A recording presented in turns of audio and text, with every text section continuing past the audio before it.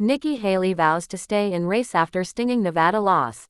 Her White House campaign after a humiliating defeat in the Republican primary in Nevada. She received fewer votes than none of these candidates, by a large margin on Tuesday, despite facing no competition in the absence of Donald Trump. The Nevada governor advocated voting in this way as a protest because Ms. Haley is skipping Thursday's caucuses. Mr. Trump is meanwhile closing in on the party's presidential nomination. The fact there are two contests is a result of a dispute between the Republican Party and Democrats in the state legislature. The legislature passed a law in 2021 to switch from caucus to primary after voting delays in 2020. A caucus is a vote that requires people to attend in person at a specific time, whereas a primary is held in the usual way at a polling station over a number of hours and through early voting. A very quick guide to U.S. Republican primaries. Why Trump and Haley are contesting different Nevada votes. Ms. Haley won just 31% in Tuesday's contest, well behind the 63% of the ballots cast for none of these candidates, according to Nevada election officials.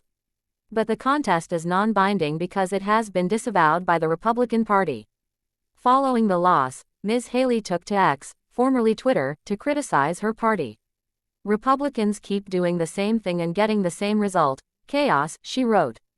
That's the definition of insanity.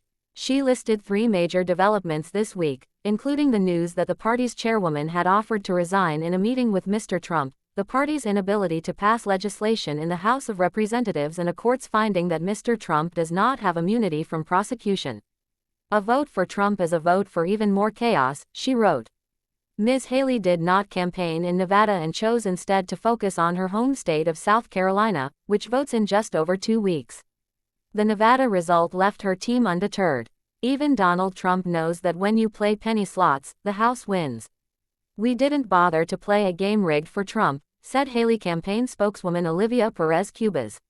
We're full steam ahead in South Carolina and beyond.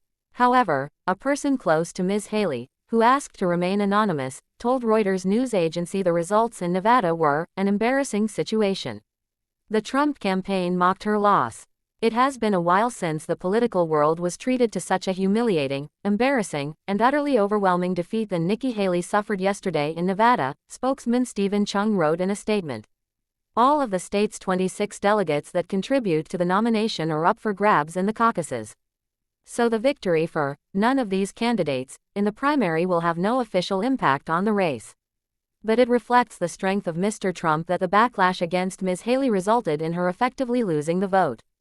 It has been a while since the political world was treated to such a humiliating, embarrassing, and utterly overwhelming defeat than Nikki Haley suffered yesterday in Nevada, spokesman Stephen Chung wrote in a statement. All of the state's 26 delegates that contribute to the nomination are up for grabs in the caucuses. So the victory for none of these candidates in the primary will have no official impact on the race. But it reflects the strength of Mr. Trump that the backlash against Ms. Haley resulted in her effectively losing the vote. Ms. Haley could still be declared the victor by the Secretary of State's office if only named candidates are counted, reports the New York Times. The Republican nominee, almost certain to be Mr. Trump, will probably face President Joe Biden in November's election. Mr. Biden won the Democratic primary in Nevada on Tuesday.